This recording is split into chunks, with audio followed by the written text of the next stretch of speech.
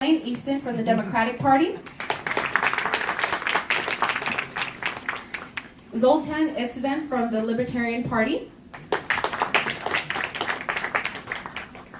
Gloria Riva from the Peace and Freedom Party. And Nickolas Wildstar from the Libertarian Party. Woo!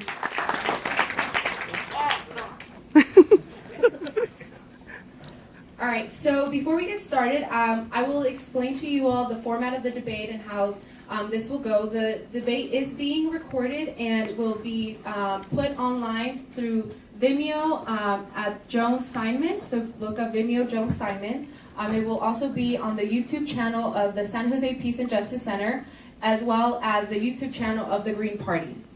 And so for tonight's event, we have a 3-minute opening statement. We have a 3-minute with 3 minutes for you all to answer 3 questions that we have prepared for you. 1 minute to rebuttal any question, but no more than 2 questions. And 2 minutes to answer questions from the audience, as well as 2-minute closing statements. Right here in the front, we have somebody keeping time. When you're up to a minute, they will raise a sign. And then when you're up to 30 seconds, they'll raise another sign with 30 seconds. And then when it's time, there will be a bell that will ring, and at that time we would ask that you wrap up your remarks. And so for the audience Q&A, you should have received note cards to write your questions. So did everybody receive note cards? Mm-hmm. Okay, so please indicate in those note cards your question and also to which candidate you're addressing your question to. We will be collecting them. We will be collecting those questions, and so when we collect them, we are going to ask you that you pass them to the right of the aisle, so to your right-hand side of the aisle, and then there will be 2 students collecting them. And then, so now without further ado, we're going to get started with the questions. We also have a TV screen is here as well for the audience to be able to view the question. But yes, and so right now we're going to get started with the opening statement, and so if Nickolas Wildstar will get us started with your 3 minutes opening statement. Do I just take this with me? Is that okay? Yeah. Can you hear me now? Hello? Hello? All right, There we here go. How you guys doing this evening? Doing well. My name is Nickolas Wildstar, and I'm running for California governor because for the past 10 years, I've been involved in community activism as an anonymous protester and part of the Occupy movement, and have seen the homeless population in my neighborhood go from a few hundred people to over 2,000. I've seen hardworking men and women that make a decent amount of money struggle to pay their bills. I've seen the homeless, I've also seen families here in our state that have been there and lived here their entire lives have to move out of the state because of the high cost of living. I've also seen and experienced firsthand abuses of authority by police officers. So I've seen a lot of problems in this state pretty much explode out of control, and that's mainly because of government, Big Brother, assuming that it can control everything. The role of government shouldn't be paternal, it should be fraternal, which is why, as a Libertarian governor, I am making a pledge to the people of California that I will work to minimize the size of government, to minimize its impact on the day-to-day lives of we the people. Cutting taxes and cutting spending will be my main priorities because I believe that the best way to strengthen the state economically is to allow the people of the state to have more money in their pocket. A lot of people in the state feel this way, and so if you feel this way also, I'm encouraging you to vote Wildstar for governor on June 5th. Thank you. Thank you. Now we'll be going with Gloria Riva from the Peace and Freedom Party. Well, I want to thank Ariadne and the students who organized this event. It's very important to be able to have debate to compare not only between Democrat and Republican, but the alternative candidates such as myself, who is a socialist for Peace and Freedom Party. I'm running on a program of saying that it's time that the workers and the poor, the students, the youth, children, seniors, really have a say in society, have the say, because after all, we make everything run. When you look at everything that we consume, everything we eat, the schools we go to, the places we live, the cars or the mass transit that we take, it's all built, every item, by the hands of thousands of people.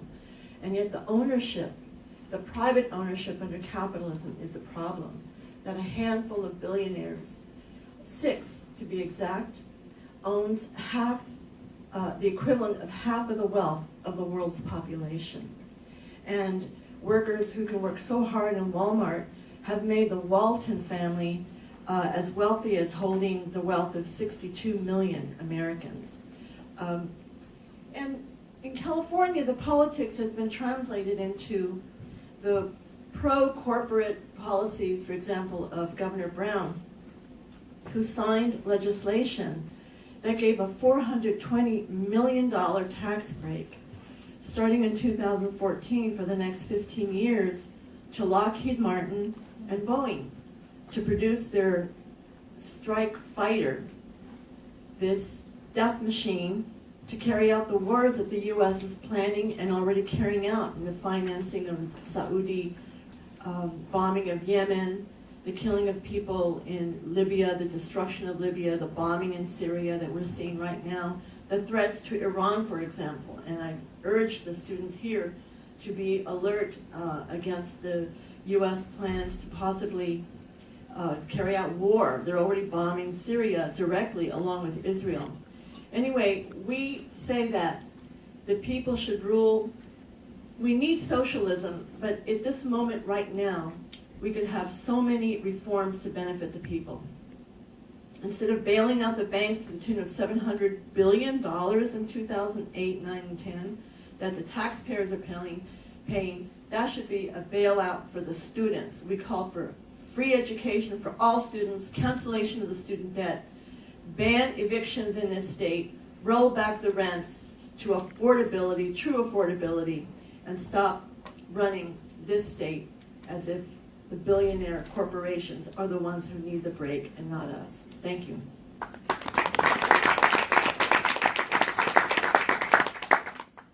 And now we have Zoltan Istvan from the Libertarian Party. Thank you so much. My name is Zoltan Istvan, and I'm running for California governor, and I'm really excited to be here. I'm also excited that we've gathered such a diverse group of people to speak about different types of values, because actually, I think that's very important. On the campaign trail, it's been tough because honestly, it's mostly the Republicans and the Democrats that get all the attention. So I'd like to just say thank you for organizing this and having a diverse base of values built into the system. Everybody, all the gubernatorial candidates here come with, their own ideas and their own values, and mine stem mostly from the science and technology arena.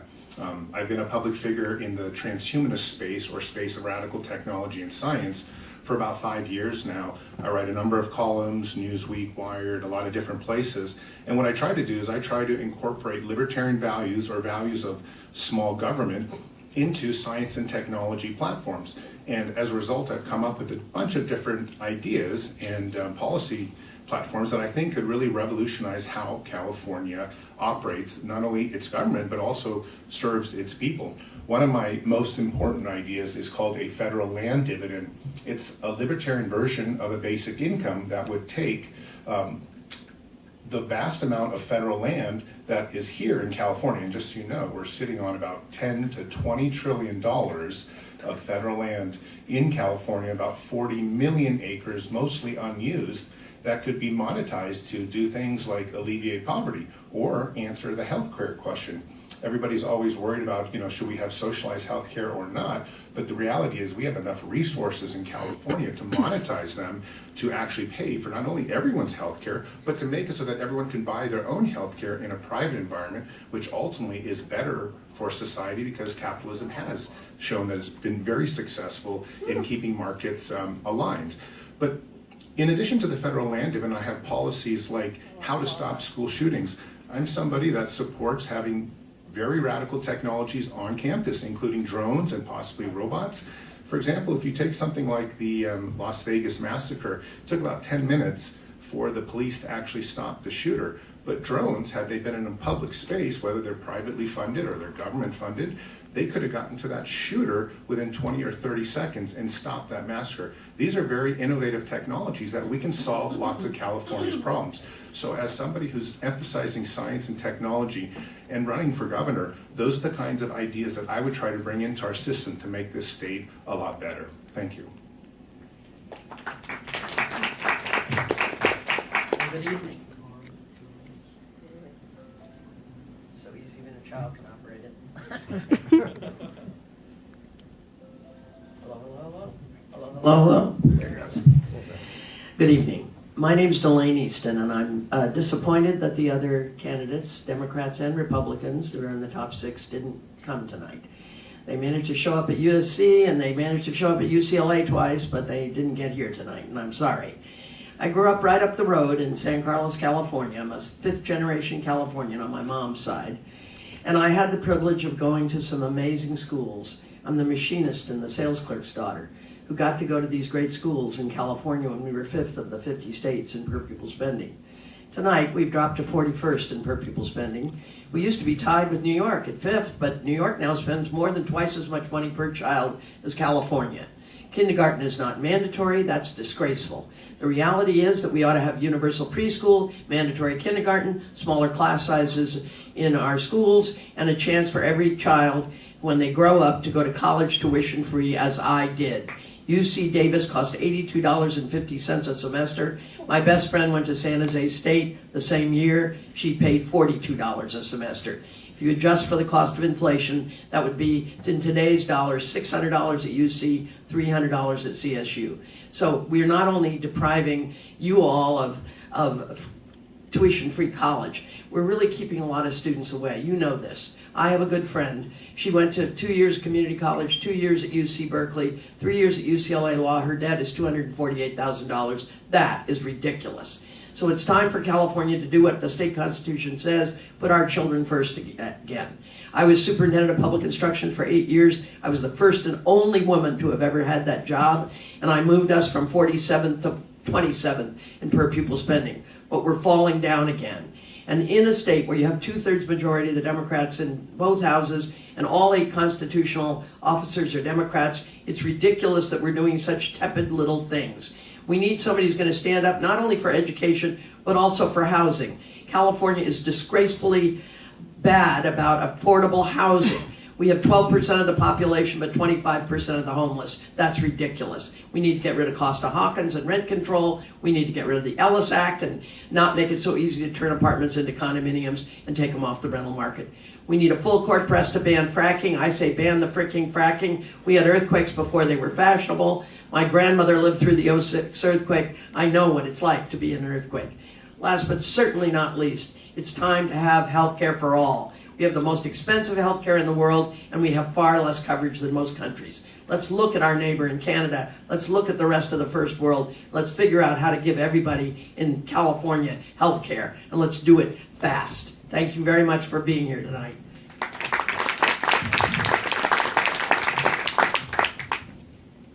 And Bob Jones from the Green Party. Well, thank you, Erin. It's very nice that you invited me here, and I'm very glad to see the broad spectrum of other parties here, all the way from Libertarian to Peace and Freedom and Democratic, and myself, the endorsed Green Party candidate of California Party. And there are a lot of things that I'd love to talk to you about. Of course, 3 minutes, makes it very limited. We can get to other things later.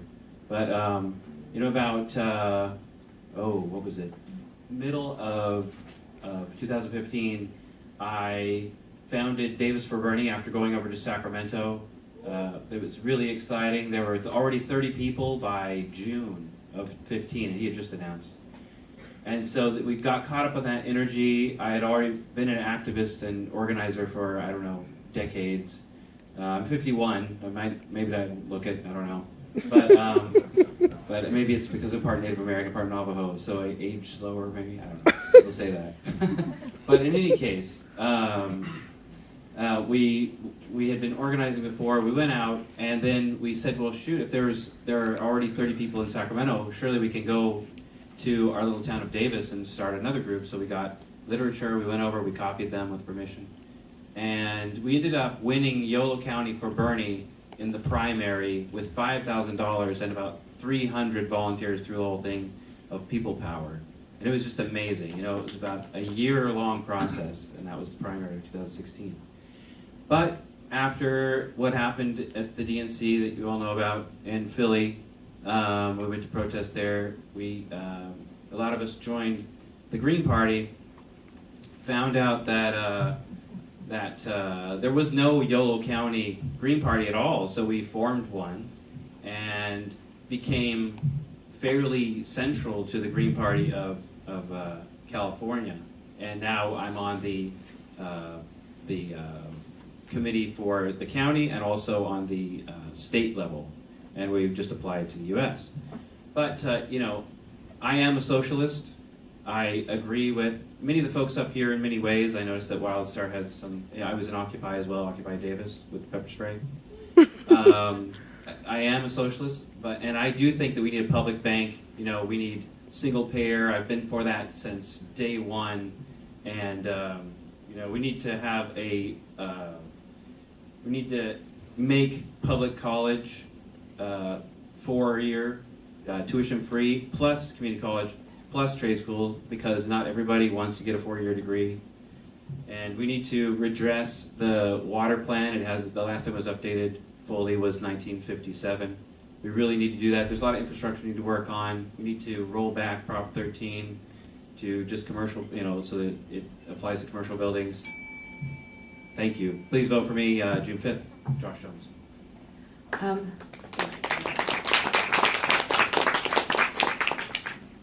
So at this time, audience members, if you have any written questions, please pass them to the right end of the aisle, of your aisle, yes, and there will be 2 students collecting them, Edwin Sevilla and Docho Espidales. And as soon as I can get this going. Oh my goodness, oh my goodness.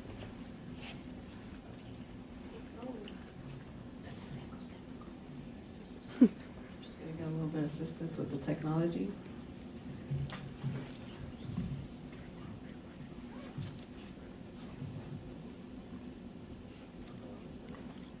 So if anyone has any last minute questions, please go ahead and submit them.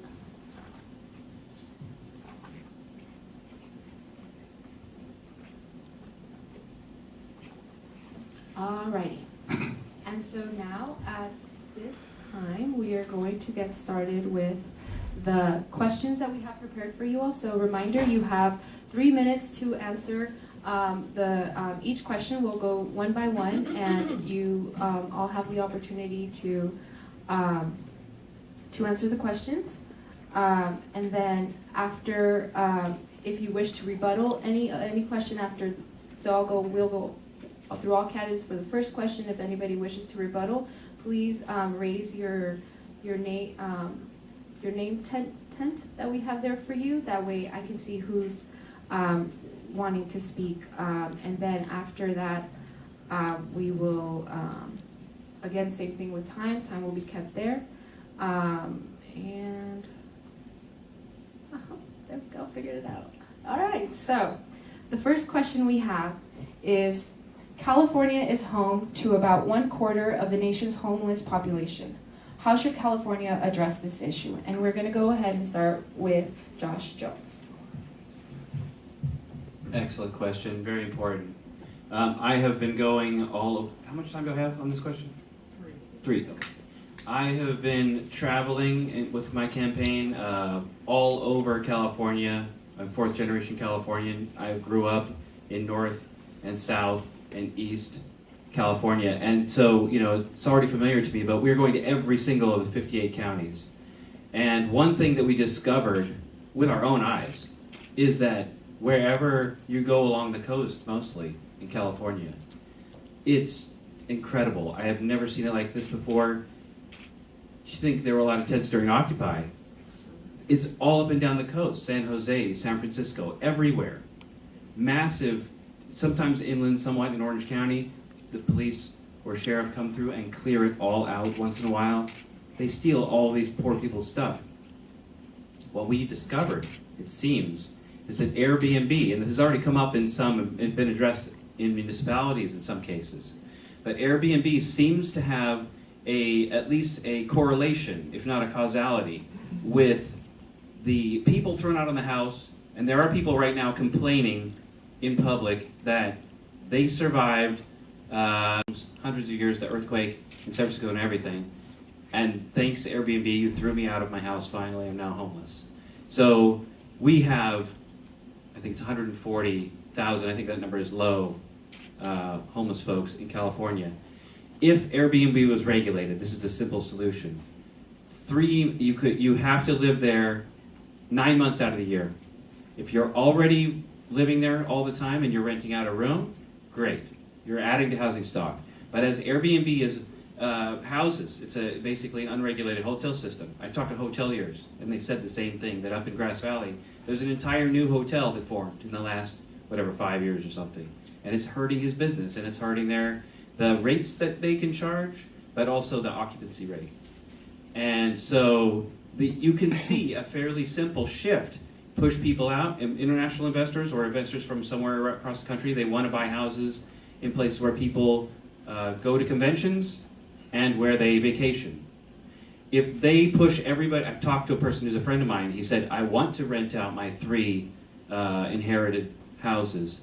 I can charge 3 times more rent.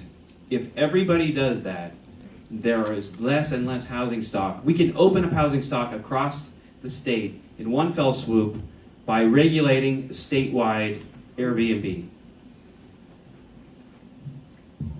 Thank you. And now, Delaine, if you want to. Thank you very much. One of the first things I would do as governor of California is declare a state of emergency when it comes to homelessness. We would convene some of the best and brightest from around the state, from social services agencies, from nonprofits, from our universities and our research institutions, and we would get busy. Building small houses, getting vouchers for hotels and motels, getting these people off the streets. 2 weeks ago, last Saturday, I went to Skid Row in Los Angeles on a Saturday night. It was a heartbreaking experience. First, your number is low, Josh, actually, in Los Angeles. That's about how many homeless they've got. There are 17,258 students at LAUSD. That's just one school district in LA. 17,000, and they figure the number is much higher because most teenagers don't want to admit that they're homeless. The reality is, when I went to the homeless shelters in Los Angeles, I have never seen so many homeless senior citizens, especially women. I have never seen so many homeless children with their mothers, terrified and obviously under extreme mental health danger. We must, in fact, as a state, put our shoulder to the wheel, but it's about housing at all levels in California. We also need to help. Look, we have the oldest children living at home with their parents of any state in the union. There are, in fact, middle-class families where the kids can't afford to move out. Or we are on the front page of the New York Times. On a Sunday, above the fold, a woman who had to move out of her apartment in Oakland because they condominiumized it, she's now living in Stockton. She gets up at 2:30 in the morning to get to the Bay Area on public transit. It's 3 hours travel in, 8 hours of work, an hour for lunch, 3 hours home. Do the math. She has a 15-hour day. She's a poor woman who could use overtime. But she says, I couldn't possibly do overtime. And so we have to really build some housing here. Some of the other candidates are talking about, we're going to build 500,000 units a year. Well, the most we ever built in the state's history was 328,000. So let's get real. We don't even have enough plumbers and carpenters and electricians to build 500,000, but we could build 320,000 because we did that one year. But we've got to get nimble about it. We've got to make sure that we're actually giving more incentives to commercial industrial property owners to convert into housing. We need to build more housing by transit stations. We did this in Union City when I was on the Union City City Council. We used redevelopment money to buy up 3 big properties, clean them of toxics, and build multi-story affordable housing. And guess what? The people that live there love it because they don't even have to move their car. They walk out the front door, go around the corner, and get on the BART station. It's time we get more forward thinking about what we're doing, and let's move the needle on this subject really fast because we have a crisis. Thank you. Thank you. And Zoltan, if you want. Yeah, there's no question we have a crisis with the homeless situation. I was born in Los Angeles, and you know, I've been living here forever, and it's just getting worse and worse. I'll probably be the only one on the stage that takes a hardline stance on this, but I do feel this way, that homelessness is not something that should be put up with. I live in a beautiful neighborhood. I had to spend my entire life working for a lot of mortgages, a lot of suffering, a lot of pain in order to afford a house. And the idea that somebody would come and sleep on my curb and then I have to walk out my 4-year-old and my 7-year-old to a school across the street is unimaginable. The other day I took my daughter to City Hall in San Francisco, and she had slippers on. And we had to watch out for needles, potentially HIV-infected needles, where she could step on it. It's outrageous that government hasn't done something more about the situation, and that the people haven't rallied together. I know everyone feels a lot of pity and sympathy, but I think what's ultimately happening here is that we need to take a stronger stance on the problem itself. And again, we come to this idea where I've talked about California has such an enormous amount of resources, literally 10 to 20 trillion dollars worth. I think it's time to start monetizing those resources in order to pay for some of the issues that we have, such as a federal land dividend or this libertarian version of a basic income. We have 13 million people in poverty in California, or right at it or above it, just right around the range, besides the homeless problem. And the situation isn't going to be solving itself unless we actually step up and do something and get these people off the streets into some type of housing.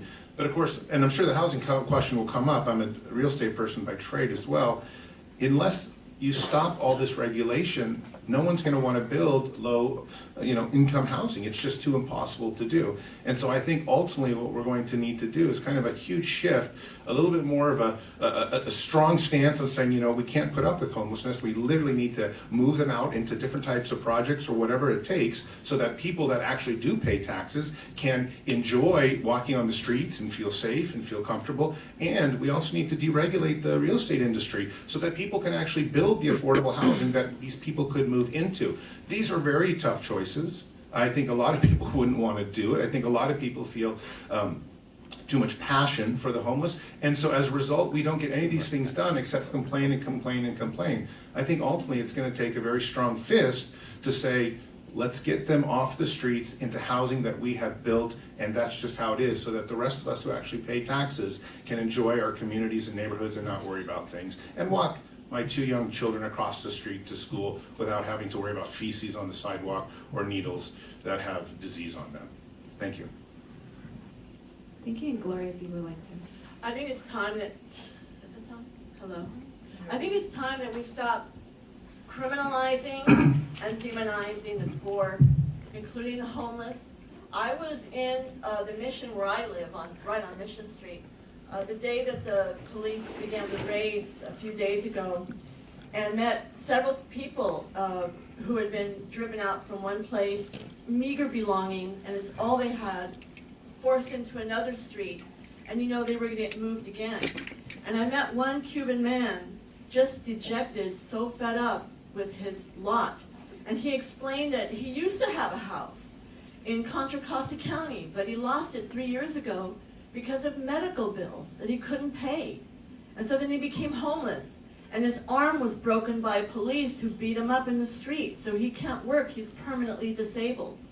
This is the crisis not of poor people or lazy people, but of capitalism and landlordism in specifics in this case. And there's more than enough housing in the state of California and the United States. There are millions more empty homes, including new ones, condos, and other housing, than there are homeless people. The problem is the banks and the landlords, and the fact that the banks who caused the crisis of 2008 and created more poverty in this country, driving people's pensions down and other things, evicting millions of people because of that banking crisis, and then they get bailed out while the people lose their property, end up in the street. The problem is that we have to eliminate the Costa-Hawkins law. In November it'll be on the ballot. We all have to work to overturn the Costa-Hawkins, which greatly has restricted rent control and bans vacancy control, a very necessary feature that we need in California. We should overturn the Ellis Act, which has led to the evictions of hundreds of thousands of Californians even if they had rent control protection before. I've been to Cuba many times, as you know, a socialist country that has been blockaded by the U.S. because it is socialist. And what people don't realize was that the way that they solved the housing crisis was not by, after the revolution, paying the banks off or lowering the mortgage. They declared in their urban reform law within 2 years that everyone who occupied a home, an apartment, who had been victims of the landlords, all of them were now owners of where they live. And that's how it should be. A roof over everyone's head, decent housing for all, and eliminate this outrage that we call landlords. Woo.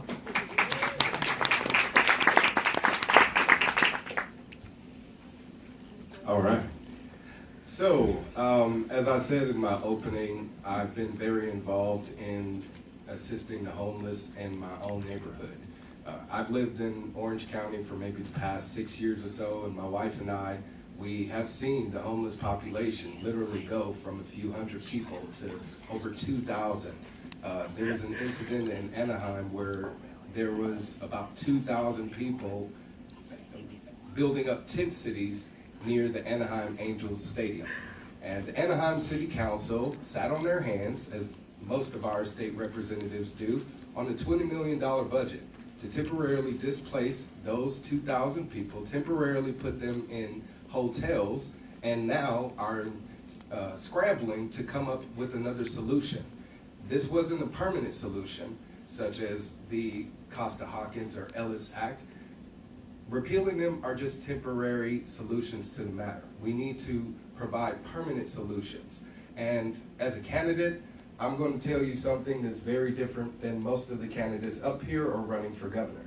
And that's that government does not have the answer. There is no one solution that's going to fix homelessness for everybody, because it's an individual issue. Where on one hand you may have a man that's homeless, that's a Vietnam veteran, is suffering from PTSD and in need of some mental health treatment. On the other hand, you may have a single mother that has 4 kids that just lost their job in her home and is now living on the streets or in a car. So it's an individual issue, and that's how government should change its role to get more involved in our community and helping those in need by helping them on a case-by-case scenario. Now, when it comes to what we've put into the system as taxpayers, one example is in Los Angeles. They've earmarked over $2 billion to help the homeless for the past 2 years and have done nothing. So what I would like to do as governor is actually use that money to build homes. There's a company named Icon that can build 3D printed homes for less than $10,000 in less than 24 hours. Imagine how many homes can be built for that $2 billion that we put aside just in Los Angeles alone. But unfortunately, we do have a matter of people such as Mr. Istvan over here that are expressing to the community that they don't want these homeless people in their backyard. And that's causing a bit of a problem with the state officials because it's tying their hands and preventing them from actually wanting to move on these efforts. So again, my goal as governor is to get government out of the way. And I really feel like there are lots of organizations in our community, churches, people that just want to help others and aren't allowed to do so. Even in Orange County, if you go to feed someone now, you can be cited a citation and ticketed for wanting to feed the homeless. Oh, that was one time? Gee.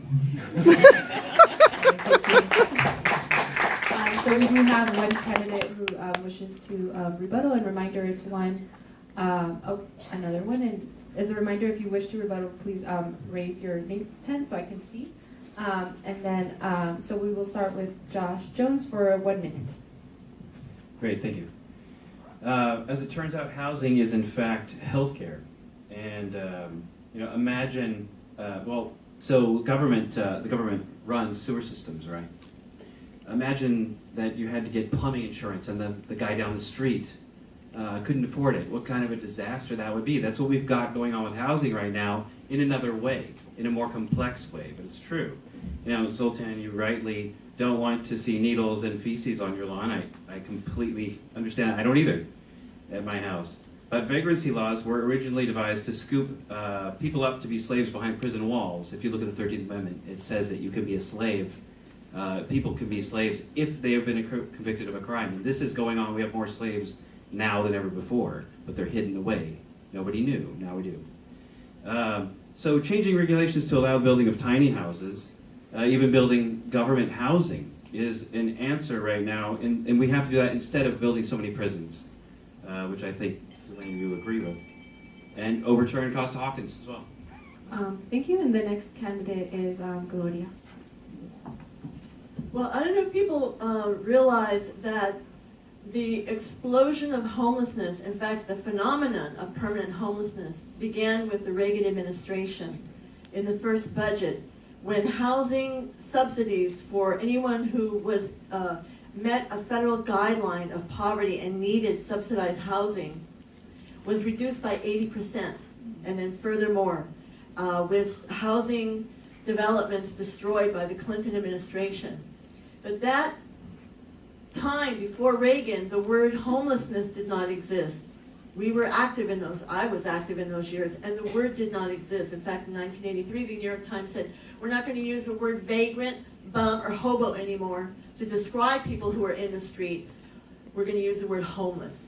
And it is government's responsibility in the system, but we need a people's government. It's not a question of government or no government, it's a government for whom? Not for the corporations. And by the way, the city governments, Anaheim spent $200 million building infrastructure for Disneyland. Thank you. And Zoltan is next. Look, I know we feel sympathy for the homeless, but I think ultimately, you know, when people start talking about being totally anti-capitalism, such as landlordism or rent control is awful, you're forgetting how America got built. America got built about, you know, upon the backs of people that really wanted to live the American dream and make money and thrive, and that's why California is now the 5th, you know, largest economy in the world. And a lot of people don't like that. A lot of people feel like, I can see people shaking their heads saying, hey, that, you know, that's not good for society. But the reality is, for those of us that work really hard, this is the world that we want. And what we don't want is a problem with homelessness. And so I think ultimately, you know, we just need to really shape up and take the steps to put the homeless into housing situations that are humane, but also, you know, solve the problem. It's a good solution. Get them out of the way. Thank you, and now we have Nickolas. Well, I think as state officials, our goal first is to be humanitarians. I mean, as politicians, that's what we're proposing to do, is to be representatives of you and what you want. So as people of the community saying, I want to help those people in my community, the best job for government to do is to allow you to have the resources to do so. I'm very pro-capitalism. If anything, I believe the best way to build affordable housing is to reduce the amount of regulatory practices, the amount of zoning laws and that are constricting land developers from being able to build. Get rid of the payroll tax. Get rid of the double tax on businesses and allow them to be able to capitalize on being able to build a 6-unit apartment in somewhere such as Los Angeles versus it being 6 to 8 times the cost going and building it somewhere along the coastline. So affordable housing can be built, and it will be built if government gets out of the way to allow land developers to do so. Thank you. And now we have Delaine. Please let us not fall into the trap that this country was founded by a bunch of sweet people that were just trying to have a magic of the marketplace. Ask the African Americans who are present in this room. Ask the people whose ancestors were indentured servants. And certainly you can ask some of the women who have experienced discrimination even up until this last minute.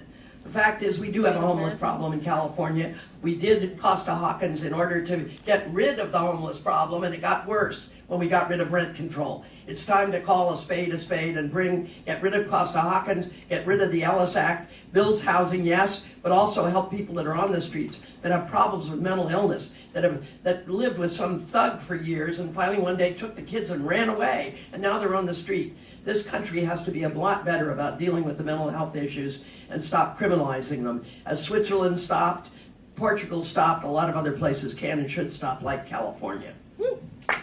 Thank you. And now we're going to move on to our second question.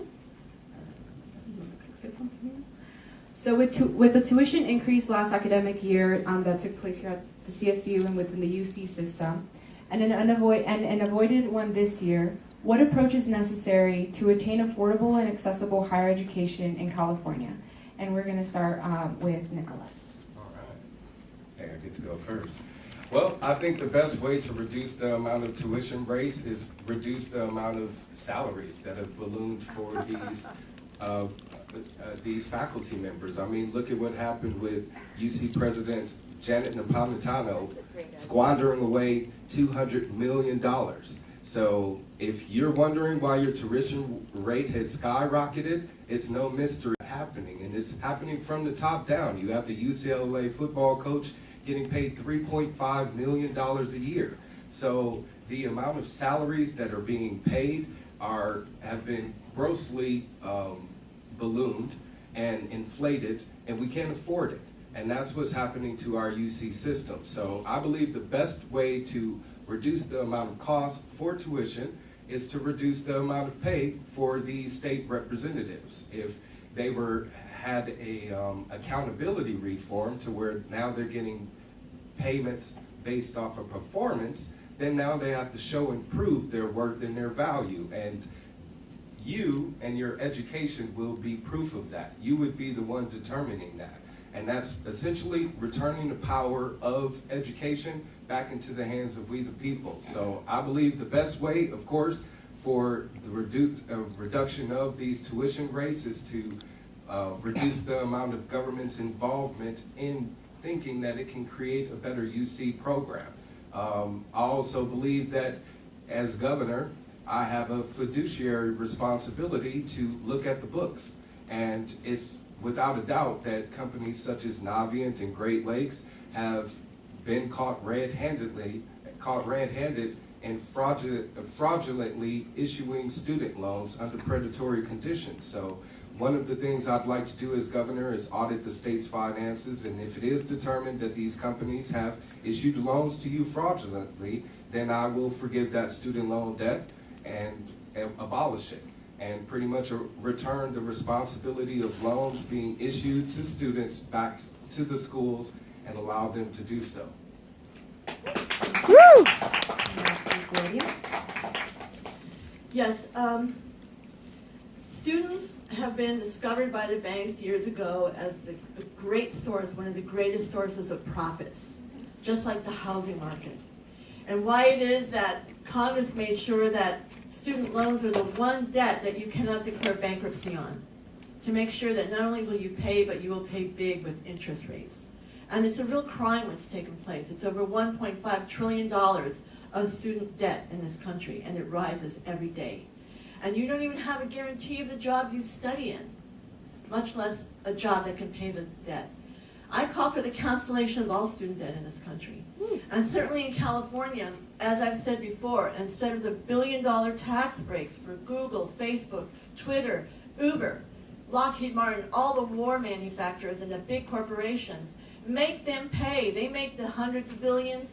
They have the money. They don't need any tax breaks, and use the resources, raise the taxes on the rich so that people have free education from preschool up. And the other is, it's not going to take politicians. I'm sorry, but the Democrats and Republicans together have created the crisis we're in this state. What it will take is a student movement, a nationwide student strike. And you have the means, you have the power, just like the working class does.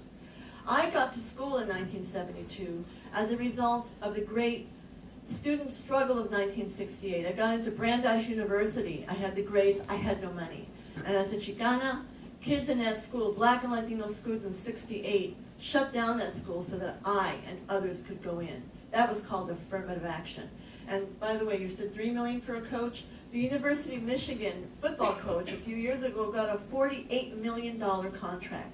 There's money in those schools. It's just going to the higher paid administrators, and I'm for a raise and increase for the teachers. Yes. And tenure, not punishment. Thank you. Now we will go with Zoltan. These things are all built upon money and capitalism, and if you pull out the pegs from underneath them, they will all crumble. But that said, there is something else on the horizon with the UC system, as well as all universities across the country, and I spoke about this last year at a debate, and everyone thought it was crazy. And in that year, hundreds of millions of dollars have now poured into this field. Elon Musk has a $100 million company in California that's working on brain interface, implants, headsets that can literally download intelligence. So is Brian Johnson in Los Angeles, another $100 million company that works on these things. The idea that I'm going to be able to, my wife's a surgeon, she's an OBGYN, and she wants my two daughters, a 4-year-old and a 7-year-old, to go on into medical school. I would like literally bet my right arm right now that my daughters will not make it to medical school, because either robots will do all the doctor jobs, or there won't be some school to attend. It'll be something that you download. That's how fast a lot of this technology is evolving. And if you think the UC systems are going to survive education just in a classroom, things like that, in 20 years, it's impossible. It's totally impractical. The world is changing underneath our feet with a huge amount of not only automation, but technology that changes the way we educate ourselves. If you've seen this in Wall Street, they are laying off people all over the place. Why? Because nobody can compete against AI and the algorithms. It doesn't matter how many masters you have from Harvard or what school you went to. The world is changing. Education is going to be a very different animal in probably just 10 years, and certainly in 20 or 30 years. If you have children, I do not think they're going to be going to college, at least not in terms of something that you go to for 4 years. And so I think when we talk about college debt, when we talk about salary, we talk about people getting tenure, I think that's all dreamland. That's like talking about the high-speed rail. Driverless cars is going to make the high-speed rail completely useless, because you can just as quickly get there from here to there, and the only difference is that you have your car with you. There's so much.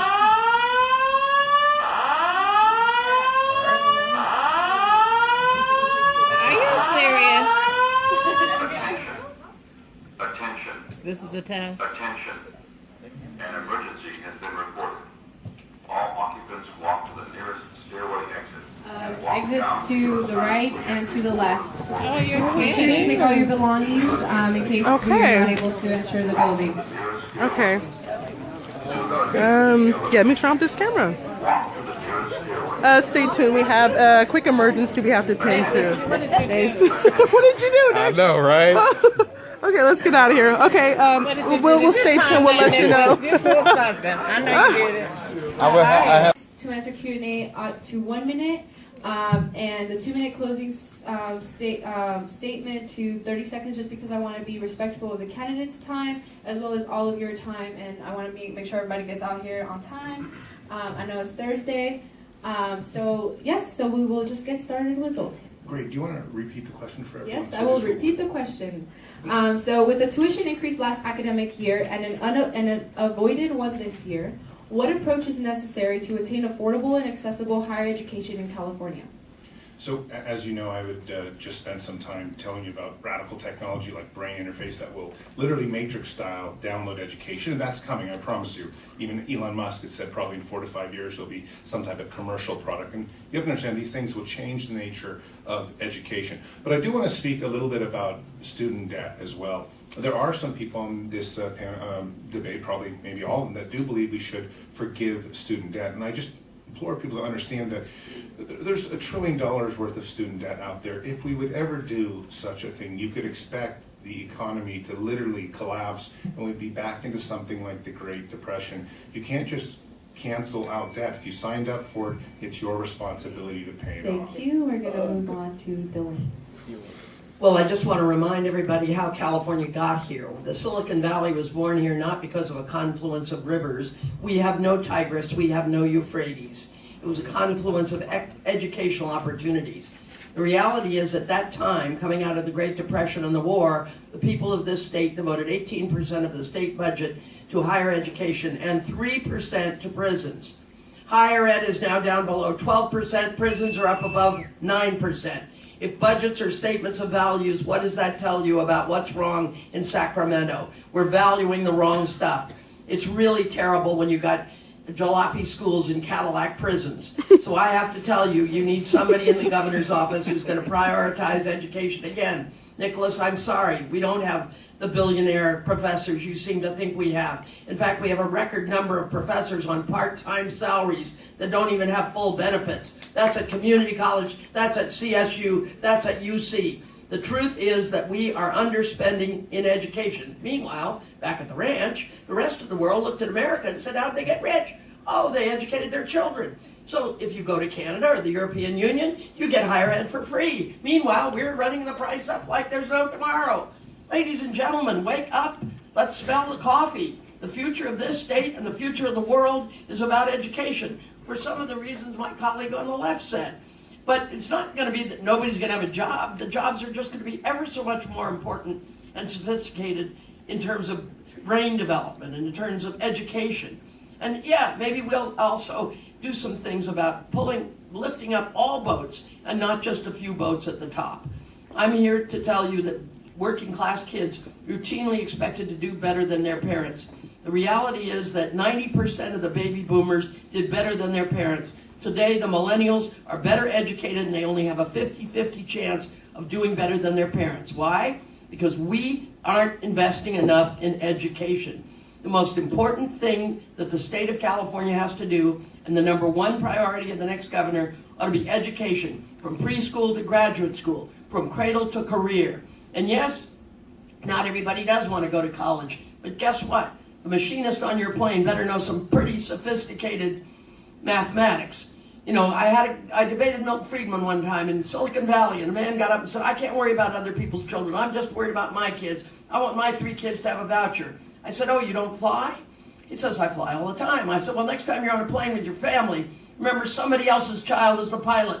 Somebody else's child is the machinist who machined the parts on the wing assembly when it lifts up so beautifully and you land safely. And somebody else's child is in the air traffic control tower seeing you and your family safely home. This country runs on other people's children.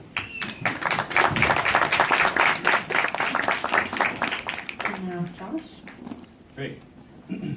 Okay, so I was in Occupy Davis as well as the Bernie campaign and a bunch of other things that I've done. And I knew the people who were sprayed on campus there in the quad, UC Davis. Friends of mine, right in the face. And I asked them later, because I wasn't at that spot at that particular time, I was in the other one, that why were you out there protesting? And you know what the answer was? It was they were trying to not have their tuition raised. That's the only reason. It was, pay us more money or we're going to spray you in the face. That simple. So I called up Janet Napolitano. I talked to her, right? I was on NPR. I was the first caller. And at one point I talked to her directly and I said, you realize this is what it was? Because there was a big investigation about it. And she said, no, I didn't know that. And I said, well, we used to have the Golden Promise. We used to have this thing after World War II where everybody could go to school.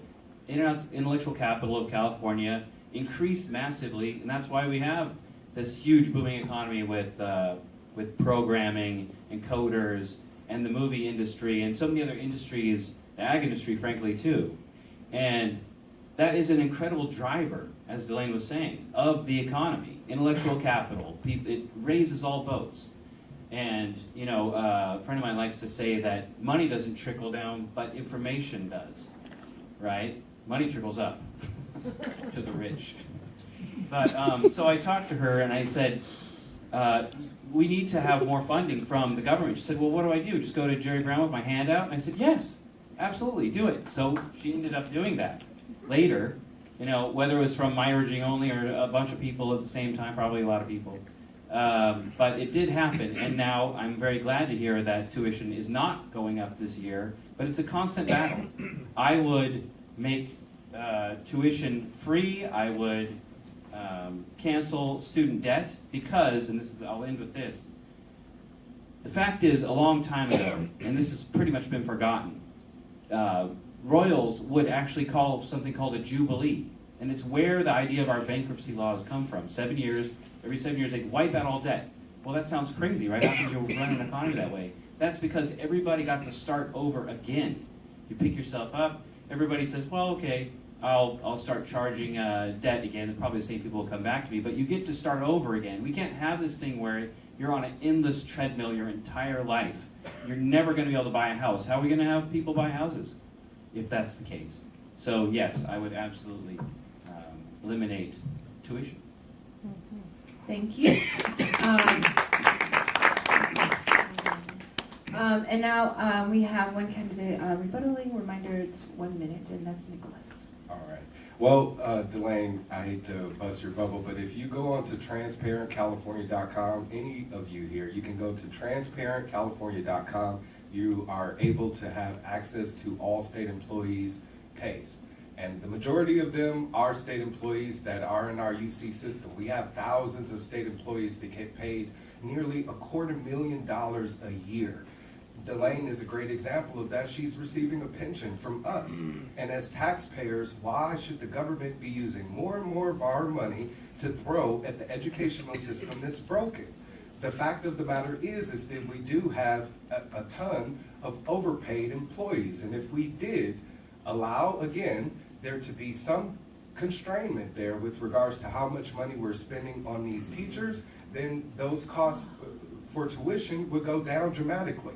These robotic advancements that Zoltan is talking about, they're years from now. These people in the audience, they need help now. And discharging the student loan debt would be constitutional. It should not be. Thank you. Okay, now moving on to our next question. What is the biggest role California plays in the immigration debate? And we will start with Josh Jones. Immigration is a very important subject in California. If nothing else, practically speaking, for conservative people, because we have some of the largest amounts of crops grown in the Great Central Valley of California. I study geology and I understand hydrology really well. And we grow, we're basically the breadbasket of the country. And even, what is it, 90% of the almonds eaten in the world are grown in California. So that alone should say we cannot just throw people out of the state. But there are other reasons. Our state is an incredibly diverse place, both culturally and as far as the biomes. So many places you go around, all the way from rainforest up with the redwoods down to the Mojave Desert. Very diverse place, very many people, and that makes our state an incredible place. It helps drive the culture that we have that is so very different from what we see in Washington. And often, it's all about cutting taxes and austerity and cutting everything to the bone, things that have not worked in Greece. In places like Iceland, they said, we're not paying back this debt to the world banks. And what happened? Their economy went right back. They're totally fine. Everything's good there. We can do the same thing in many ways. But anyway, California needs to make sure that the immigrants that come here that make our place so vibrant, like so many people who have come here, even though I'm part Native American, my great-grandfather was Navajo. He immigrated from Indian Territory by force. People stole him and put him here, but he was still not from here. So we're a big melange, and we need a pathway to citizenship. DACA is dangling people by a thread. It's every 2 years. It has to be renewed. It is so important to get past that idea. TPS, people who come because of wars that, frankly, the United States and maybe other countries have started down in Central America. That is, if people need to flee because we cause problems, or our leaders anyway, or illustrious leaders cause problems down there, those people need to flee because they're being killed, because they're environmentalists. We need to let them stay. And if there's an earthquake, we need to let them stay until they get their feet under them. Thank you. Well, Josh is part Native American, and I imagine there might be a few others in this room. They too have a wonderful, amazing history in our country and have been poorly treated by our country. So let us be very honest with one another.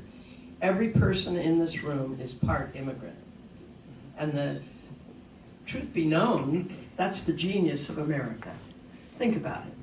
Last year, 50% of the new Fortune 500 numbers came out.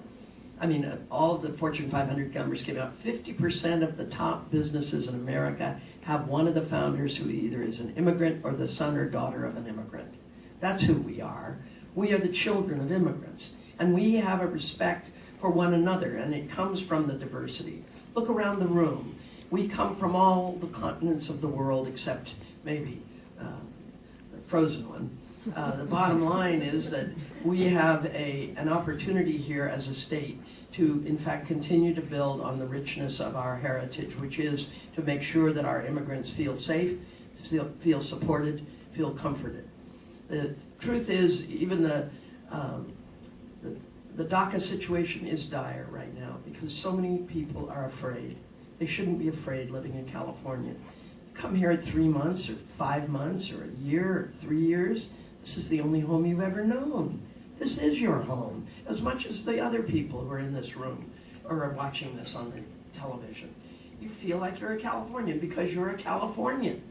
And so we must make a real full court press here as a state to make sure that we lift up all boats. And that means every single person in this state needs to be assured a great education, a chance to live in safety and comfort, a chance to have a great future, a chance to attend either a great technical school or a great college or university.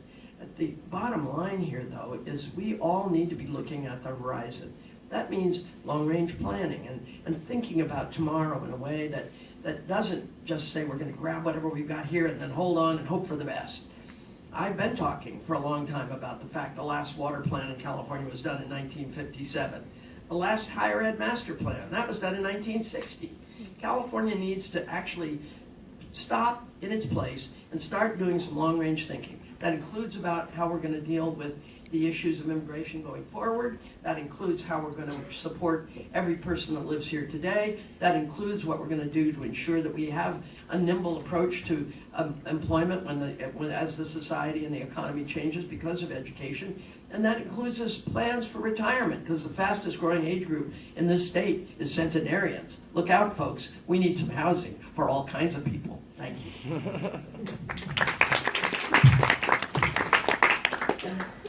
So I basically have an open border immigration policy, just straightforward, no walls, no customs, nothing.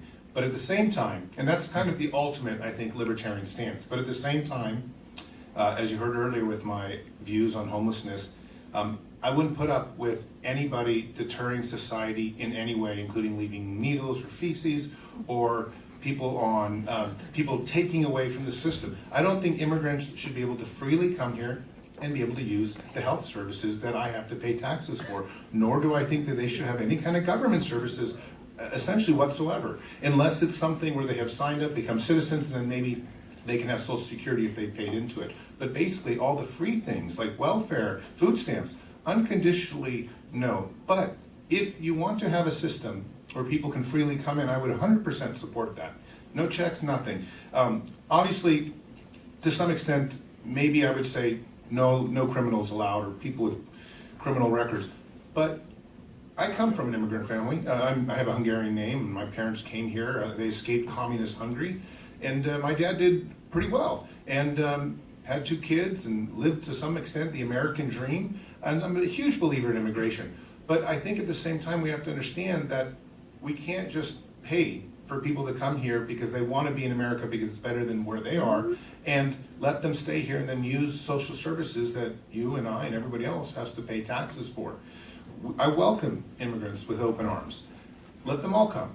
But under no circumstances should they be taxing us more than we are. And furthermore, I feel we should get rid of the majority of our social services as it is. So really, if they're going to come here and thrive, they're going to have to do it on their own. And if they can make it on their own, I welcome them with open arms. Thank you. And Gloria? Well, I'm the proud daughter of a woman, my mother from Mexico, who was proud of being from Mexico.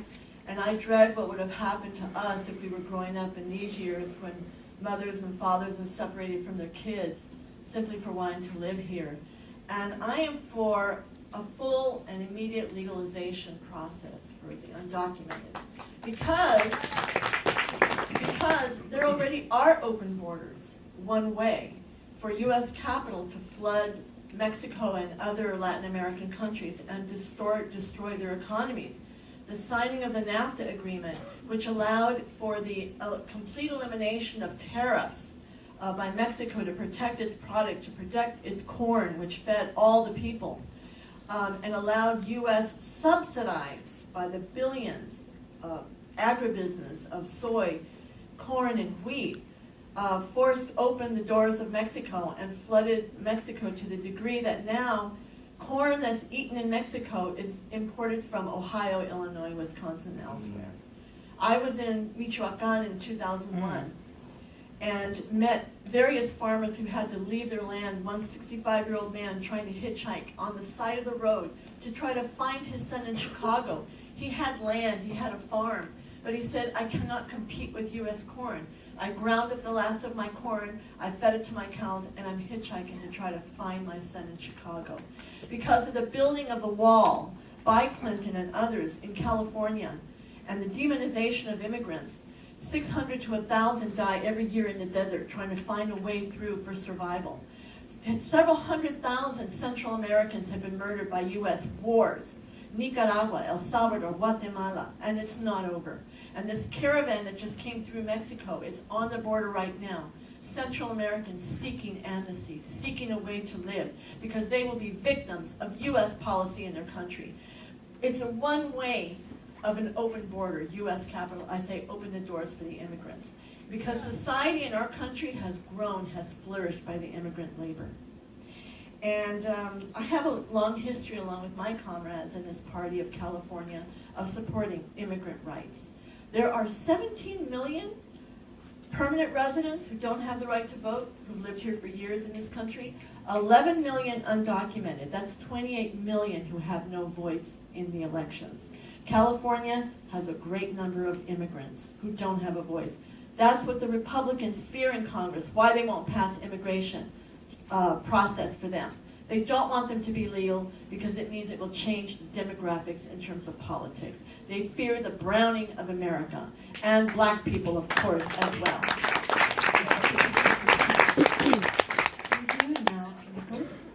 Well, as a black man myself, I couldn't tell. I'd be remiss if I didn't mention how prejudiced the immigration policy in our country is. Since its inception in World War II, it was mainly proposed and created to control the amount of people that are coming here from another country. So while it's being considered that we want to deport Mexicans or brown people, whatever the case may be, let's talk about the people that are here from Canada or from Japan or from Yugoslavia that have a expired visa. Are we going to deport them all?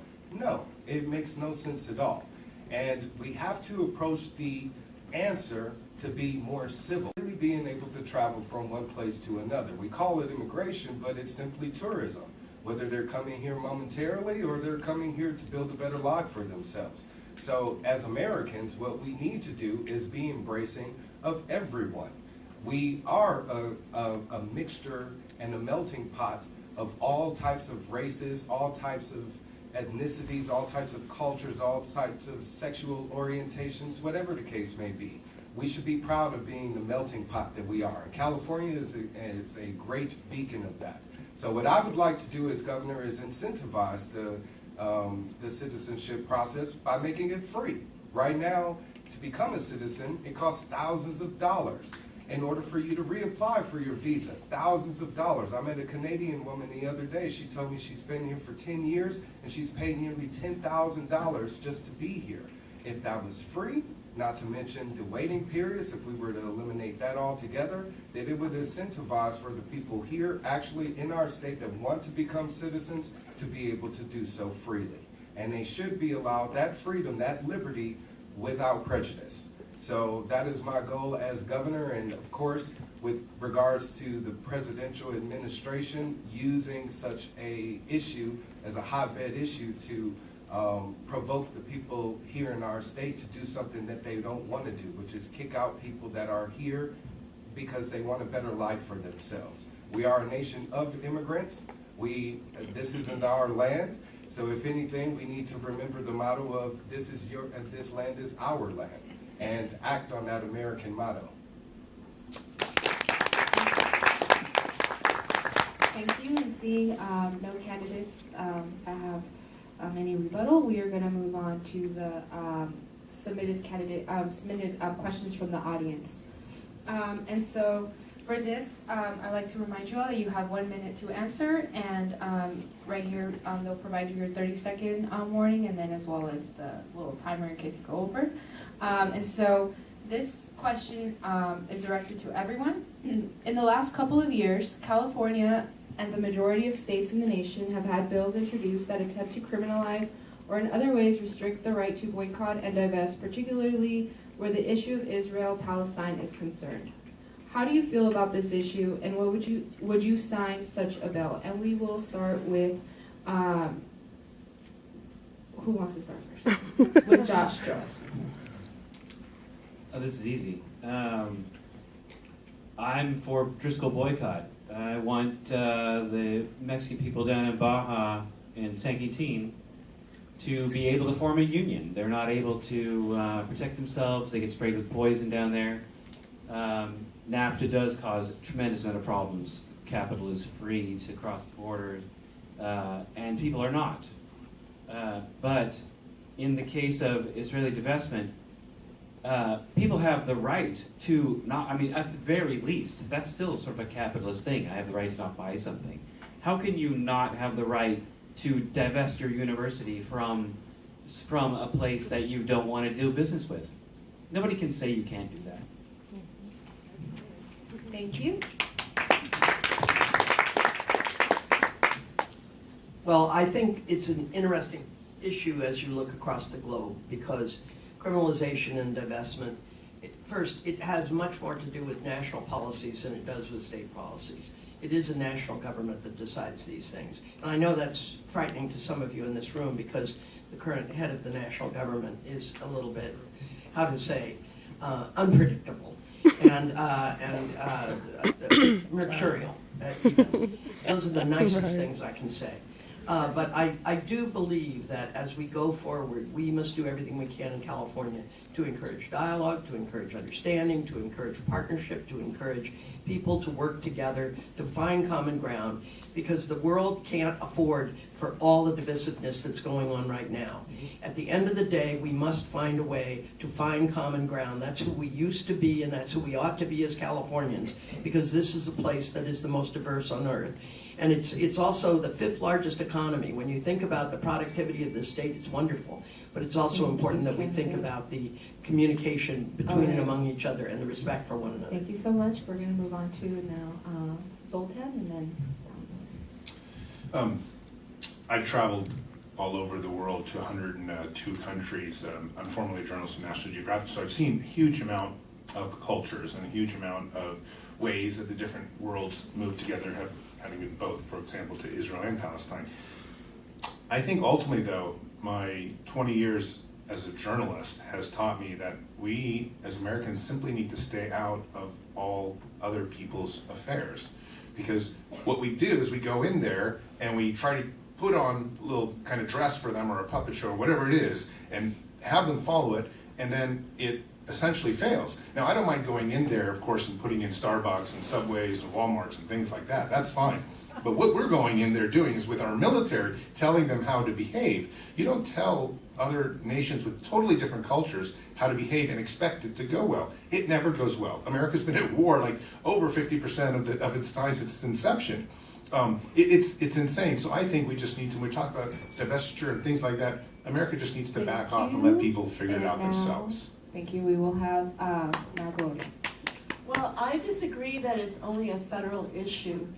Shame on Governor Brown for signing the bill into law that prohibits sanctions, boycott, and divestment of corporations and institutions of the state that do business in the state, trying to hamper the anti-apartheid, anti-genocidal policy of Israel and the United States.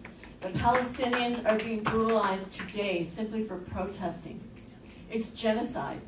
And our government is giving $4 billion on top of the weapons that they keep financing to Israel to massacre people. So I say the divestment, boycott, sanctions movement must grow for our efforts and to demand an overturning as governor. I would immediately reverse that signing by Governor Brown. And the other is that there's a strong movement in South Africa that says and notes that the apartheid system of Israel is even worse than what existed there, and they support Palestinian self-determination.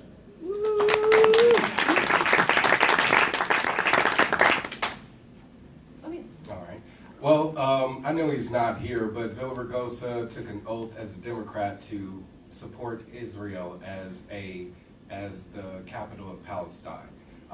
This is all a world issue, and I'm running for governor of California. I'm not running for president, and I want to talk about the people here in California. And my job as a sworn government official is to uphold the United States Constitution. Under the First Amendment, we, as sworn officials, would be protecting your First Amendment right, which includes 5 things, 2 of which is your right to freedom of speech and your right to assembly. Under the trespass law that was passed by President Barack Obama, or actually an executive order, that actually is a constriction of your right to express yourself. So as a government official of the state, I just want every state official to be able to recognize your right to express yourself about any world issue. But as a state representative, my focus will be on helping the people here in California. Thank you. The next question we have is, again, for everybody. How do you feel about SB 320, the bill that would require UC and CSUs to administer the abortion pill on campus, due to the liability and safety issues that would be placed on our administration